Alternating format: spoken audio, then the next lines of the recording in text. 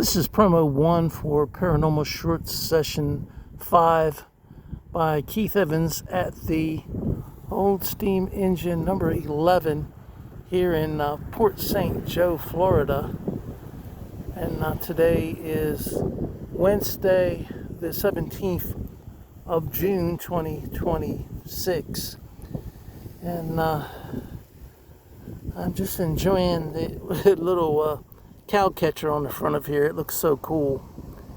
And I've tried to ask Henry if he was an employee for the Port St. Joe Port Joe Lumber and Export Company, or the railroad company connected with the this steam engine.